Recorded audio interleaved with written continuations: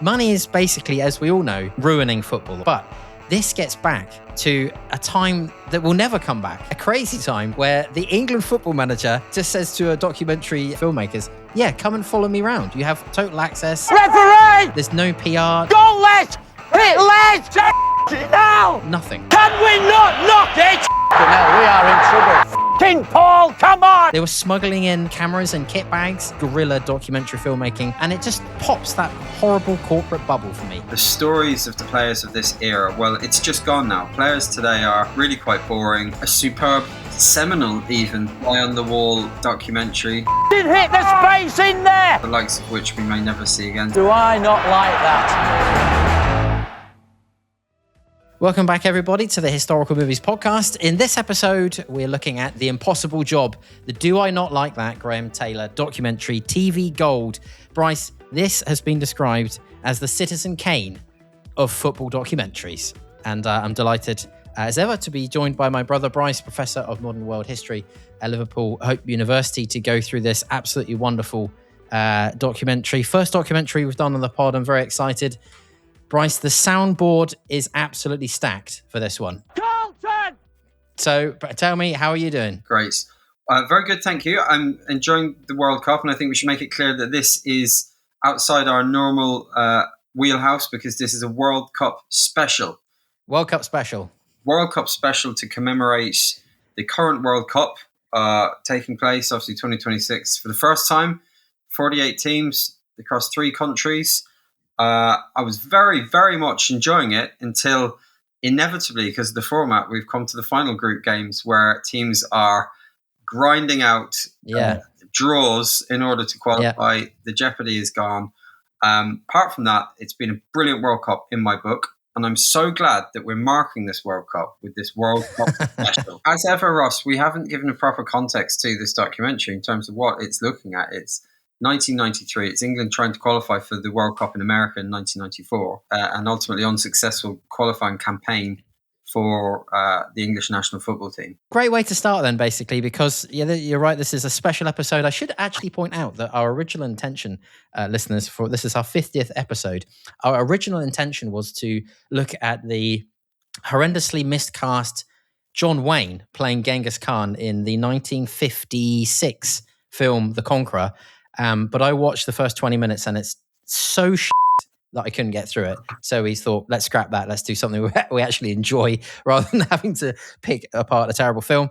I want to open, Bryce, by saying this, for me, this documentary is the perfect antidote to corporate football.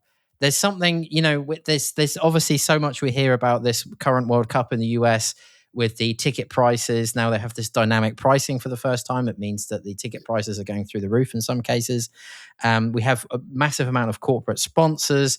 Money is basically, as we all know, ruining football, or it's certainly detracting from a lot of the fun. But at its core, this gets back to a time that will never come back, to a crazy time where the England football manager just says to a documentary filmmaking, Channel 4 documentary filmmakers, yeah, come and follow me around. You have total access. There's no PR, nothing. They were smuggling in cameras and kit bags for some of the games I read because the Dutch FA basically banned them from filming. Guerrilla documentary filmmaking. And it just pops that horrible corporate bubble for me. How about for you?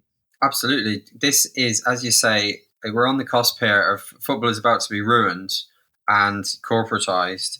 As you know, I worked with a footballer from this era, from the 90s, the great Alan McLaughlin, RIP. And I loved working with him on his autobiography because the stories of the players of this era, well, it's just gone now. Players today are really quite boring, really quite sensible diets, with some notable exceptions, relatively well behaved, and sort of hothouse from a very young age into that modern corporate football culture. Whereas this is, we're on the cusp of football becoming that, but it still has the charm of, like you say, a more rugged era where you see people here, warts and all, and yeah, it's just incredible to be given this kind of access. Now, we've never really done a documentary film on this podcast before, have we? But I think it's really, really worth it in this case to mark the World Cup that we do it, because it is extraordinary, like the level of access, as you say, that's given to the documentary makers here by the England setup, including by the FA as well as the team and the staff. That is amazing. That scene where they're in the boardroom and there's all the fuddy-duddies in the FA headquarters, and there's a guy there. I love the way this is included, who casually says that he's in his 30th year. You know, like these old fuddies that never move on. Bryce, it's media training and PR. That's what I think has basically ruined footballers these days, that everyone is absolutely media trained to within an inch of their lives. And I can tell you, because I've done it. I've done media training for like documentaries and stuff on Sky, and the control that you put these people into when you open yourself up for a documentary these days is the control is ludicrous. You won't believe like how much stuff you're trying to control. Obviously, the joy of documentary filmmaking, and I love documentaries. I love editing documentaries. I love watching them. Is that there's always the chaos that you can't predict. But these days, that stuff, first of all, they probably train it out of you, and secondly, if it gets recorded, they will not allow you to include it in the final video. Graham Taylor had the final say on what went in this video, and according to the director, he basically let pretty much everything in, apart from one scene that made one of his assistant managers look bad. He pretty much gave the thumbs up to everything, which I think is I doth my cap to Graham Taylor for being so open. Hats off to the late Graham Taylor, a man, as we'll get onto, I'm sure, crucified by the British tabloid press, not without justification on occasion. But you know, I couldn't help but feel a sense of pity in watching this for Graham Taylor, which of course is what it's meant to evoke. He doesn't come across terribly well, but at the start, going through the photographs with his wife and a cup of tea and the dog, it really is a bygone era. And you mentioned the assistant coach there. What captures the, shall we say, difference of this era of football to the corporatized, professionalized, heavily media trained operation that we have now is that you have in this documentary another former acquaintance of mine, Gazza. Yes, I wanted to talk to you about that. Tell everyone your Gazza story. Gazza, I was so lucky when I was playing for the University of Warwick men's football team. We were incredibly lucky to have Paul Gascoigne, footballing legend, come down to us. He was doing his UEFA B coaching qualification, which you have to have for management these days. And he came down to us in the early noughties and was with us for a week, training with the team, taking us through drills, etc. But he was just incapable of taking anything seriously. It was everything was just a daft laugh. And that comes across here where he shouts at Alan Shearer, who's doing the media rounds in a very responsible way. He yells at him, "You're just a thick Geordie like me." And that's Gazza. And we get this, again, Gazza, just this brilliant, slightly ADHD, but, the stories of Gazza are just, legion. But, the little clip, I don't know if you noticed it, where they're coming onto the pitch before a game in Wembley, and there's a marching band, and he starts taking the piss out of the marching band by sort of marching in a trumped-up manner. And then he squeezes one of their crotches as they're playing. Did you see that? He actually squeezes the crotch of a marching band member at Wembley. No, I didn't. I missed that. I'll have to rewatch it. Mind you, he got that treatment off Vinnie Jones famously, didn't he? That famous the crotch squeeze picture of the backwards groin crunch. Yeah. Look, it's just a different. I must admit, actually, Gazza, great talent, etc. To be around the man was an absolute privilege. One of the greatest English footballers of all time. However, I must say, I watch sometimes. They show in this country repeats of old matches, and I watch Gazza occasionally. And really, by today's standards, he does lose the ball a lot. He's a liability, and he tends to. And of course, as mentioned in this documentary, I'm going to play Gazza whether he's 10 stone or 13 stone. The diet is awful. It's Mars bars and booze. And look, to illustrate that fact, can I just tell you a little anecdote? Because please. This era, I mean, what we're talking about here, why this is so endearing and raw, is, I think, encapsulated by the story around Steve Harrison. Are you aware of Steve Harrison? No. Steve Harrison was Graham Taylor's assistant as England coach between, I think, 90 and 93. Now, the head coach I think you see here in this is Phil Neal, the guy who... That's right, yeah. I think he's just replaced Harrison, I think. I need to check that out. But Harrison is legendary. And it capturing the disgusting hijinks of this period, some of which I came across when I met Gazza for that week, and we went drinking with him, but I can't really repeat much of that. But there's a legendary story about Steve Harrison, who was the coach before Phil Neal. England are playing away, and in terms of something to allegedly to keep up morale, he decided to do a party trick, which I'm now going to not demonstrate, but try and explain. Again, we've got to contrast that with the airbrushed modern football now today. I was reading today on the BBC that the England team, to relax these days in terms of morale, Dan Burn and Harry Kane went to an Ella Langley gig. Ella Langley, music star, right? Like the most, how can I put it, white, beige behaviour I can imagine. Contrast that with Steve Harrison, who I believe, and I need to double check this, was had to be sacked by Taylor eventually as England head coach, because on an away trip, in order to raise morale in the within the team, he in one of the bedrooms of the hotel they were staying in, positioned himself. Now accounts vary whether it was between two bunk beds or two wardrobes. Positioned himself between them. Have you heard this story? And proceeded to defecate into a paper cup from an extreme height, from a really high height, which is quite an achievement, actually. I do remember from my days playing university football, someone tried to replicate that with a Pringles can. And it's that kind of hijinks which you just think, that's the England setup, that's the head coach, to try and improve morale, performing a party trick where he defecates from a huge height into a paper cup. And you just like, wow, this era is okay. That's a horrible story, but it is boisterous and disgusting, full of life, in a way which we have just lost completely. Probably for the better. Well, probably for the better in terms of football quality, because I don't think there's any doubt that the England team these days would annihilate this England team of the mid-90s. Just absolutely wipe the floor with them. I think the footballers now are more consistent, better skilled, and way fitter. 100%. And I don't think there's any. I mean, and you can talk all you want about these players had heart and everything, but I think the players now are just much better. And maybe that's part of the reason why they are better and why certain personalities come to the top, which aren't perhaps the most bubbly personalities, is because to be under the pressure and strain of being a professional footballer, you basically have to be able to take all of that stress and pressure and perform consistently. And that performing consistently is probably now more important than individual parts of genius or whatever. So I just think, as that Ella Langley anecdote has illustrated, where are the hijinks in the England camp or any other camp? Do I not like that? In this World Cup? Where are they? Another famous example, 2006 World Cup. I have it on very good authority from a journalistic friend of mine. I'm not going to name names. England camp in Baden-Baden. Yes. An individual in the England setup, who I'm not going to name, from the London area. Another individual in the England camp from, shall we say, the Merseyside area, both with families who are, shall we say, a little on the rough side. And stories of, well, let's not get into it. Let's not get graphic again. But, Sodom and Gomorrah, I don't think would cover it, basically. And I think all of that has gone, probably for the better.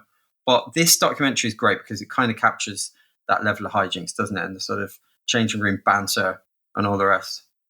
It's just a much more, I don't know how to say it. I suppose, obviously, you get the whole thing with aspects of bullying, toxic masculinity, blah, blah, blah. But it's just way more engaging. Yeah. It just seems like it's way more fun. It makes a much better documentary. A good example is today. I cannot believe how sanitized sports documentaries are. I mean, I don't watch them. The last thing I watched was I got a Netflix subscription specifically to watch the Six Nations rugby documentary. Big fan of the Six Nations rugby. Started watching it. It was so boring that I think I made it through 1.5 episodes, cancelled my Netflix account.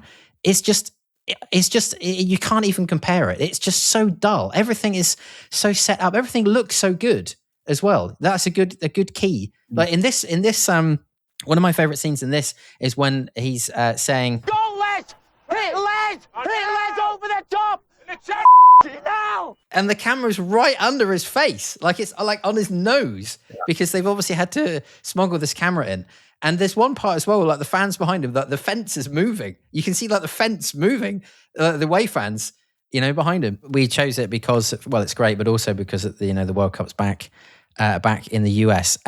This actually was commissioned originally as it was supposed to be one in a series of Britain's worst jobs. And the director, Ken McGill, approached Graham Taylor. And Graham Taylor said, yeah, that sounds great because my job is hell. And so when this was originally pitched, it was supposed to be one of a series that they would have like 6 or 8 episodes, or I don't know what the other worst jobs were supposed to be. But apparently halfway through the filming of this, they just thought, well, we've got gold here. So we have to make this its own standalone documentary. We talked about commercialization, which just to give you an idea, at the USA in 1994, okay, there were 11 official sponsors, FIFA official sponsors. At this World Cup back in the US, there's 27 official sponsors plus an additional 35 local sponsors. So there's like more than, and how many is that? More than 50 different corporations, official sponsors, including Bryce, the official mobility partner, that's a car company, the official banking sponsor, the official personal care sponsor, the official snack food partner, and the official dairy sponsor of the World Cup. Well, it's just like, I can't come up with a better explanation of how it's been completely corporatized. They're expected to make $2.8 billion in this year. FIFA. Going back to USA 94, which of course, well, for me, it's not really the World Cup without Ireland, I have to say. And of course, USA 94, Alan McLaughlin, my biographical subject, propelled Ireland to that World Cup. So it's a very dear World Cup to me, 94. And I think of the mascot, the dog, I think he was called Scorer or Striker or something. One of the better World Cup mascots, because my goodness, there's been some really bad ones. But in line with that canine mascot theme, you're right. What we have now is the tail wagging the dog. To the extent which these so-called hydration breaks, don't get me started, which are just advert breaks. We had the ridiculous spectacle the other day. I can't remember what was the game, but a natural break occurred on 21 minutes. And the referee got incredibly annoyed. Did you see this? Instead of calling the hydration break then, he insisted they play on for another minute it was the allotted time for the adverts to come in. Now, that is deeply regrettable because it's football becoming the Super Bowl, which I've tried to watch the Super Bowl on many occasions, and it's shite. And it's adverts. And this is unfortunately what it's becoming. Having said that, as you said before, quality of football has improved. Amount of goals has improved. I mean, there have been some really crap. Like we nostalgize about World Cups. There's been some really crap World Cups with really, really few goals. Whereas this World Cup, it's goals galore, which is actually great fun. I looked up the two guys, the assistant managers. So Phil Neal, the one that you mentioned, this absolutely decimated his career. Did you read about this? He was a respected former Liverpool player and manager.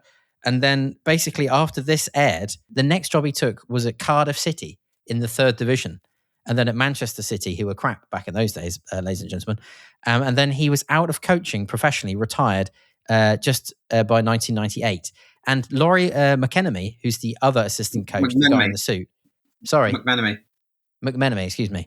He also retired basically from coaching in 97. So the thing that strikes me about this documentary is one word, and that's honesty, which Graham Taylor himself says that he wanted to be honest.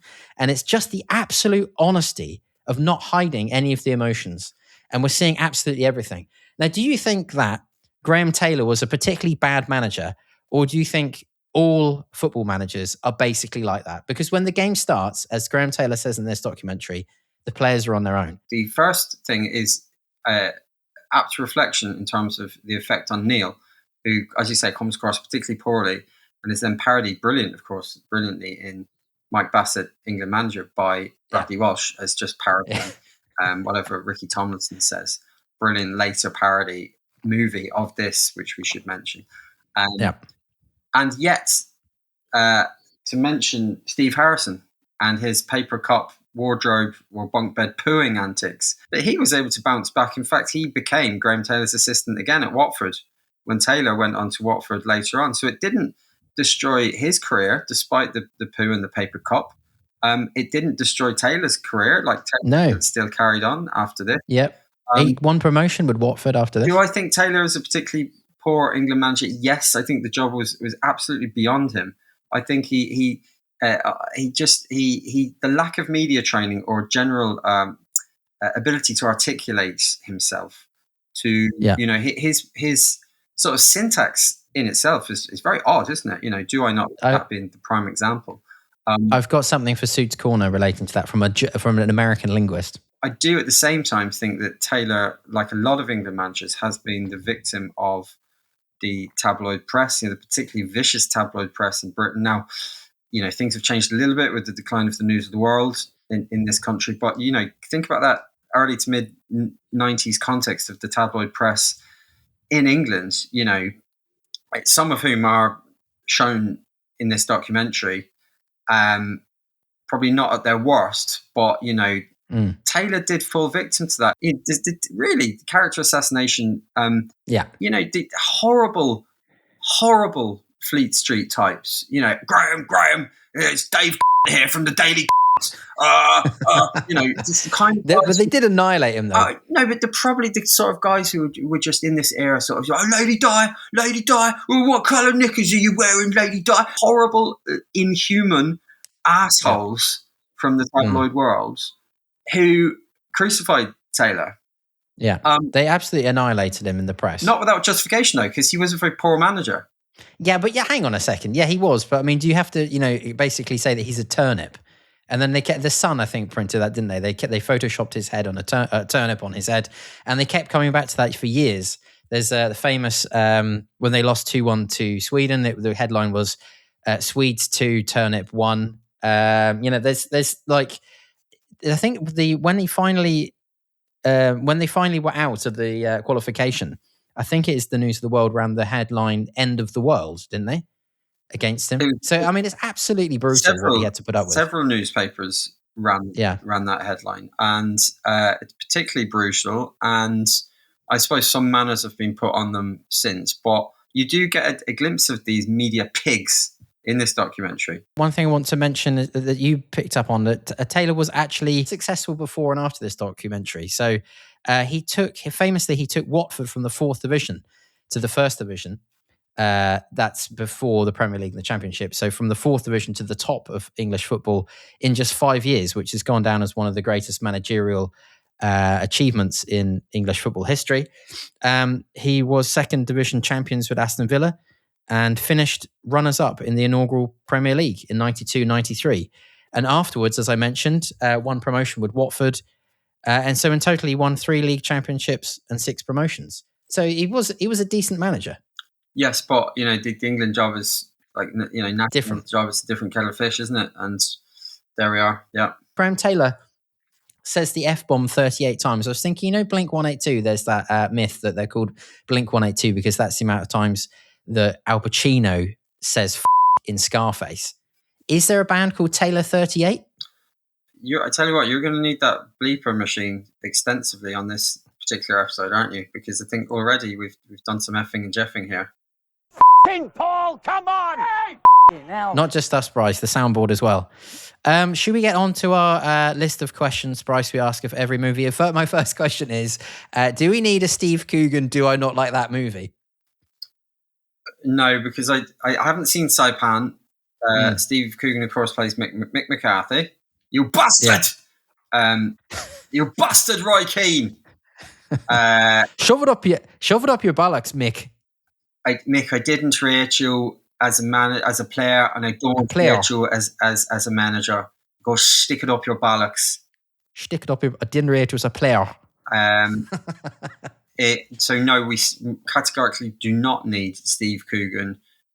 He's sort of taken to doing these kind of roles of celeb characters. Jimmy Savile as well recently, of course.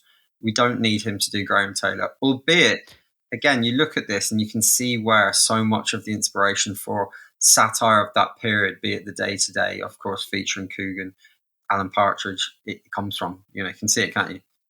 Yeah, the point is that this is basically already part comedy. It's just like a tragedy comedy. So if you gave it the Hollywood treatment, there's no point. It's perfect as it is. Too long, too short, Bryce. Do you know what I really actually want to see? And I'm sure this doesn't exist anymore.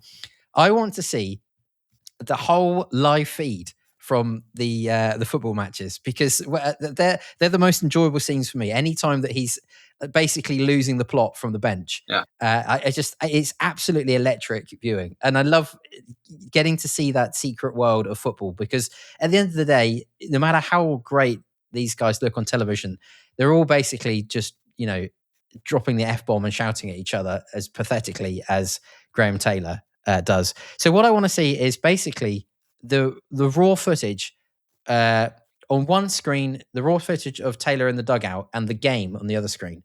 And I would be happy to pay good money to watch hours of that footage. It would just be absolutely fascinating. Your favorite character or performance? That's what we usually ask for a documentary. It kind of doesn't really work. It has to be Gazza and Carlton Palmer.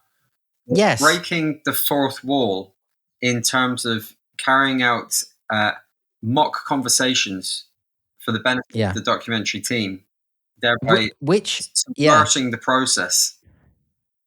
Which I think is later lifted basically 1-for-1 in Mike Bassett, isn't it? England manager, where they have a character called Tompkinson who does have that an actual conversation with Mike Bassett saying, "Oh, go on, play us, boss. You got to play us, man. You got to play us." Yeah. Like it's actually taken, but when Carlton does it, it's actually not a real. They're like joking around. Well, I'm going to go with Graham Taylor. I think he comes across. I know he comes across as inept, and the international job is completely different. There's one point where he mentions in this that he's had a terrible summer because he's had to wait 3 months from a loss to the next game. And obviously, if you're doing club football, you're not waiting longer than a week to get that out of your system. And I felt really sorry for him at that point. But he's my favorite character. I think he's absolutely it's amazing. Favorite scene?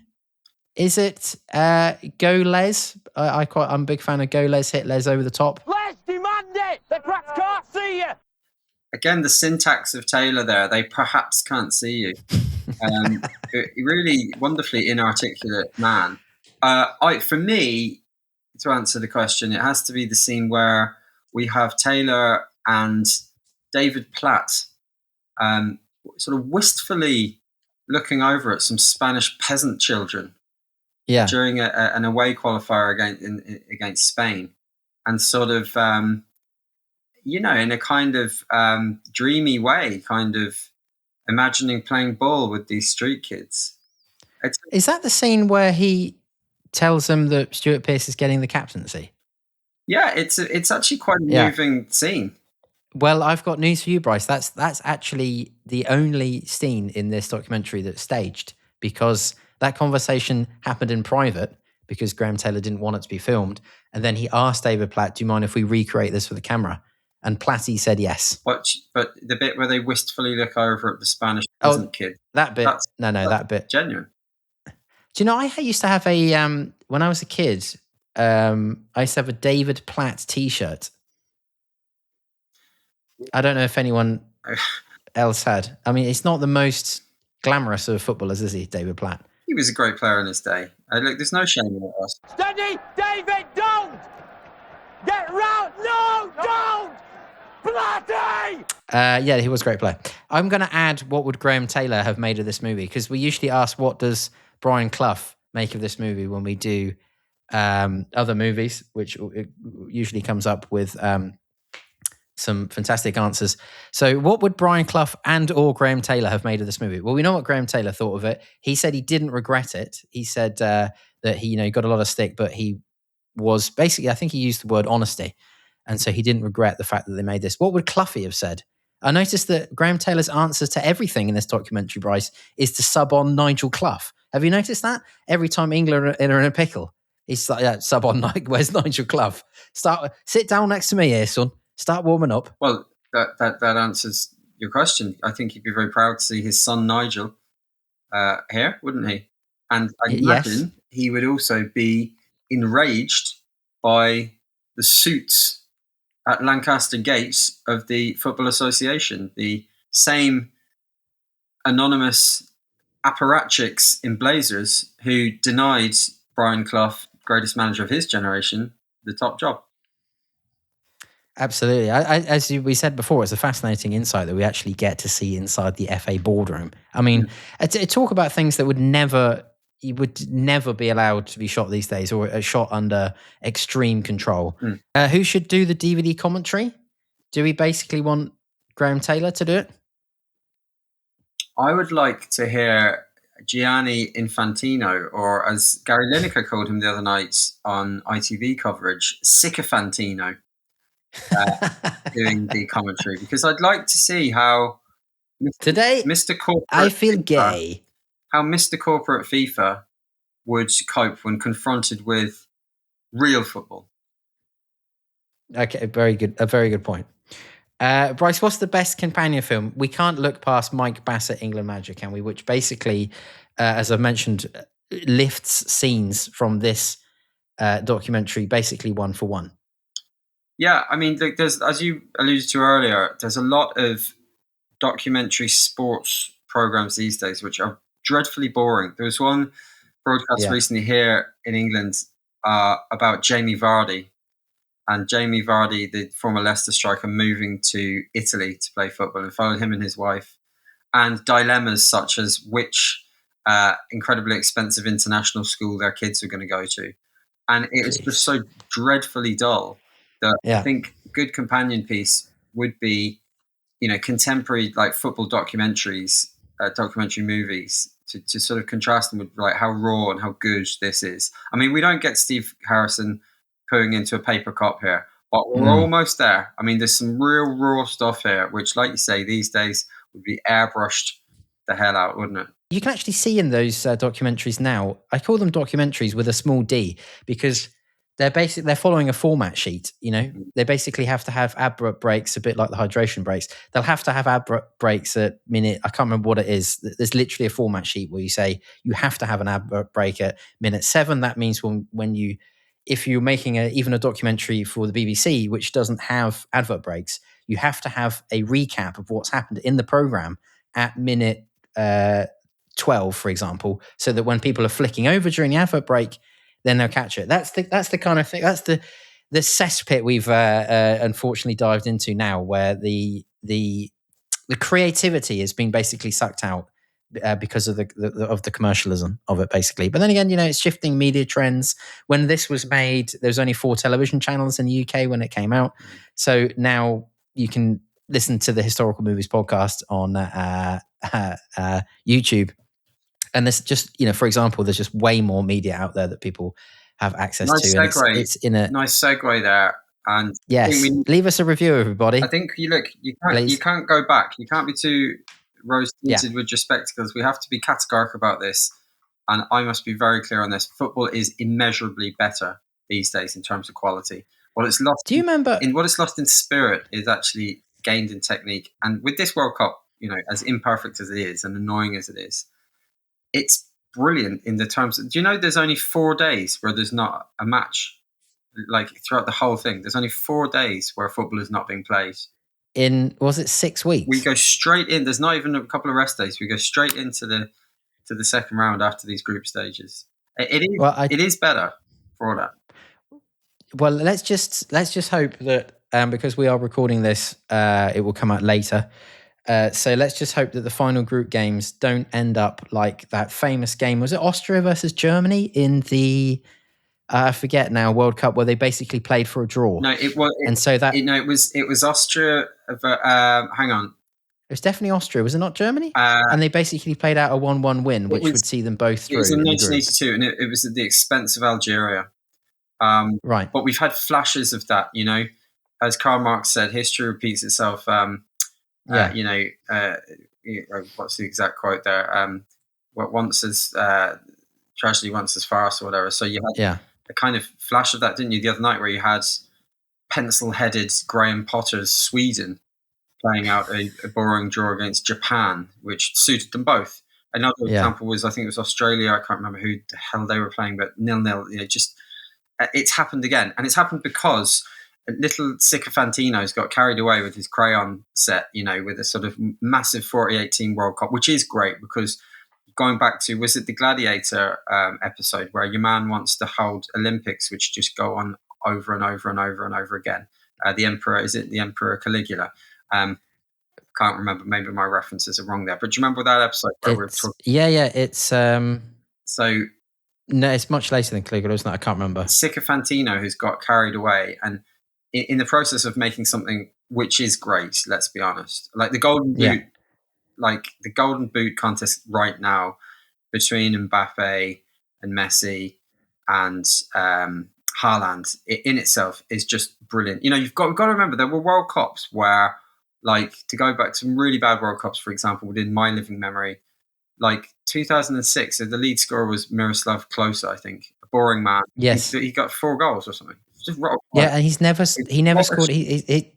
He scored. He was just beaten the other day, wasn't he, by Lionel Messi? Yeah. I think he scored 16 goals, none of them further than the penalty spot, I believe. Boring man, boring football, and like football goes through trends. So the trend of that period, an earlier period, was the sort of Jose Mourinho style, just boring football. Whereas these days we're getting much more exciting football than it was in this early 90s period. I want to come back on your point about the 48 teams, which is one of the reasons why when this World Cup started, I was not particularly interested in it. I think it's an absolutely, it just absolutely ruins the idea of a knockout tournament. You have to have you have to have a number that is is divisible. What is it, like a square number or something? So you've got to have 32 teams or 64. You can't go in the middle because you get this stupid situation on the other playing hand, out draws. It has given the 5 minutes of fame to the likes of Curacao and Cape Verde, and fair. Yeah, but why don't they just do 64 teams then? Because that's too big. That really is too big. But this World Cup's got 40 more games than the normal World Cup. Brilliant, and I'm all for that. I think I've been very clear on the record of saying I want World Cups to go on and on and on and on and on. But 64, my goodness, that would never end. That was a very PR trained response there. Very clear on the record. I like that. You mentioned actually 1982, that World Cup where the Austria and I think it was Germany, I can't remember, whoever it was, they played out a 1-1 draw, which meant that from then on, the last game of the group stages had to be played simultaneously so that teams didn't know the results from other matches or can influence their own games through that. As far as I understand it, in 82, that was when the World Cup really started to be commercial turbocharged. I think Adidas had a lot to do with it. Adidas are also the sponsor of this World Cup, one of the main partners of FIFA. But as far as I understand it, the 82 World Cup was a bit of a watershed in terms of commercialization, and then it just basically got more and more and more. And we're at this sort of inevitable point now where you have about, 60 different corporate entities that are in some capacity official sponsors of the FIFA World Cup. So they can say this is official FIFA World Cup milk. I mean, I just can't get over the official dairy sponsor of a World Cup. Well, anyway, where were we? World Cup mascots, Naranjito, the little orange boy. From Spain. He's this little Seville orange. He was the mascot in '82. One of the better mascots. I really think this is a really overlooked aspect of World Cups, the mascots. And there are, and again, maybe I'm going down a little nerdy football rabbit hole here. In certain World Cups, there have been spin-off movies featuring the mascots. That was the case. There was an anime film depicting the mascots of the Japan-South Korea 2002 World Cup. I forget the name. It was a collective. Again, it wasn't just one. So I look forward to. I'm sure there's cartoons. There's probably a cartoon movie featuring our current 3 mascots: the puma, the moose, and the bald eagle. Good subgenre of World Cup animated movie. We should actually do that on the pod. We should have watched all of them for this podcast episode. My favourite one is the Italian 90. I think it was called Ciao, the stick man. Why is he your favourite? Because Ciao is shit. They couldn't even be bothered to give him a head. They just gave him a football. But I like it. It's kind of that 90s sort of minimalist, bright colours design. It's very, very... I'm not really so interested. I'm not really enamored with all the animal ones so much, to be honest with you. World Cup Willy, and I think the orange is quite good. Why you're wrong is because Calcio is called Ciao. He is lazy. Even his pipe-like body is just the colours of the Italian flag. he doesn't have a head. He has a football for a head. And instead of coming up with a name for him, they've just given him the Italian word for hello, goodbye, ciao. Do I not like that? It's And yet, lazy, Bryce, it's lazy, shoddy mascotry. We've done favourite scene. What have we got next? Best companion movie we've talked about. Oh, by the way, when I watched this on YouTube, this movie is free to watch on YouTube, this documentary. Do you know what came up in the suggestions afterwards? Big Ron, Am I a Racist? Do you remember that? In 2004, narrated by Adrian Charles, following an off-mic comment that was inadvertently broadcast to the Middle East. Ron Atkinson, famous larger-than-life football character, used. I can tell you now, Ron, you are racist if you describe Marcel Desailly, a black French footballer, in the way he described him, which I certainly am not going to repeat now. Yes, you are a racist. Bryce, what's going into our Hall of Fame? I want to get some of the Umbro stuff in. I know the 90s are pretty cool again in terms of fashion, but I'm a big fan of the purple jumper. The purple Umbro training sweaters would be my pick. Or Graham Taylor's glasses. I think Graham Taylor's glasses are something to behold, aren't they? Or Gascoigne's mask. I quite like that sort of scene. It's like a sort of pecking hen mother when Graham Taylor says, he's forgotten his mask. He's got his mask. He's left his mask. Yeah. He's got to wear the mask for the insurance, otherwise he can't play. But isn't it clear, like throughout this documentary? Okay, we've been quite sympathetic to Taylor, and we know that the tabloid pigs are horrible in this country, worse than the world. But at the same time, it's quite clear, isn't it, in this documentary, that none of the players respect him. Do you think so? Absolutely. Yeah? Yeah.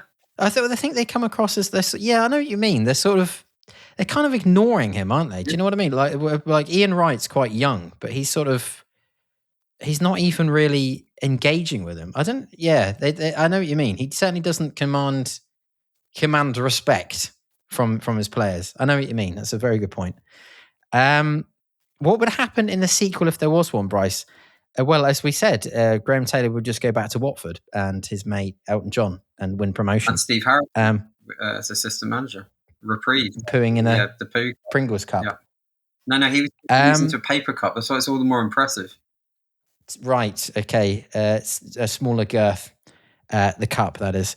London Midland named a Class 350 electric train Graham Taylor OBE in 2017, Bryce, in honour of the man who sadly passed of that year. The train still runs on the West Coast network, calling at stations tied to his legacy, like Watford Junction, Aston, Wolverhampton, and Wembley Central. So maybe we should mention that. Do I not like that? I've mentioned at Pedant's Corner. I've got nothing apart from the fact that the David Platt scene was staged or re-filmed at Taylor's request. Suits Corner. Mark Lieberman, who's a famous American linguist, said, well, I don't know how famous he is, but he's got the qualifications. He says, the linguistic question is, why was "do I not like that" an appropriate and resonant response to an opposing team's score? The subject auxiliary inversion of "do," separate from "not," is an archaic feature apparently preserved in the kind of English that Taylor grew up with. The inversion itself is emphatic, as in, did he ever? Rather than signalling an ironic self-addressed question. That is, the meaning is, I really don't like that. Not, is it the case that I don't like that? So has that cleared it up for you, Bryce? Well, thanks for clearing that up, Dave. What's his name? Dave? Mark. He's great fun at a dinner party. Thomas Sutcliffe, a sports columnist, wrote that watching it was like viewing a production of King Lear in which the king is constantly looking for his reading glasses. Yeah, that's quite good. Which is, I think, brilliant. That's quite good. So, Bryce, sum up. Do I not like that for us? What are you giving it out of 10? Yeah, tell us your thoughts. A superb, seminal, even on the wall documentary, the likes of which we may never see again. Certainly within the sports universe. Obviously, outside the norm for us on this podcast, but as we said, we must mark this World Cup. Look, it only comes around every 4 years. And you've got to mark it by going back to gold like this. And so for all those reasons, the characters, that inimitable era of the early mid-90s soccer scene, I am going to give this a 9 out of 10. Oh, that's exactly what I've given it. Bryce, the Sports Journalists Association described An Impossible Job as a film that sent shockwaves through football to such a degree that the exercise has never been repeated.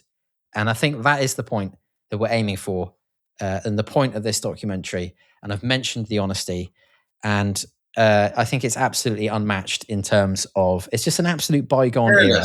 It's tragically comic. It's absolutely brilliant. And for those reasons, do I like that? I'm giving it a 9 out of 10 as well. Can you Merce? Can you Merce? Can you Merce? Can you? Oh, unlucky. Bryce, thank you very much for joining. Actually, before we round up, is there anything else you want to talk about?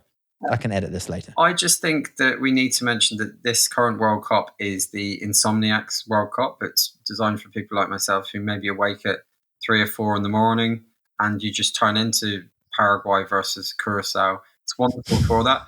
In contrast to the 2002, the Pissheads World Cup, where you had the kickoffs at 8 and 9 a.m. and pubs were opening at 8 and 9 a.m. I wonder, are there other World Cups where we can characterize them in terms of activities that accompany them? Like 3 in the morning is too early to open a can, so it's more insomnia. Kickoffs at 8 and 9, just invites very early morning drinking. Well, we've both got young kids. I've got to say that if they just moved the games till 5:30, that would have helped me. I would have been able to get a few more in, but 3 is just too. Is just way too early. Yeah, it was actually the day before, really. Agreed. Anyway, there we go. The Citizen Kane of football documentaries. Bryce, we have ticked off our 50th episode with the wonderful Do I Not Like That? An Impossible Job, the Graham Taylor story.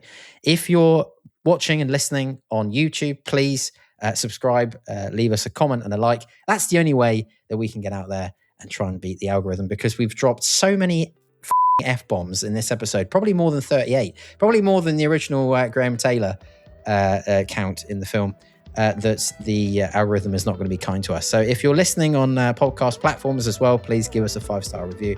Thank you very much for watching the Historical Movies podcast. We'll be back in the next episode, and we'll see you then.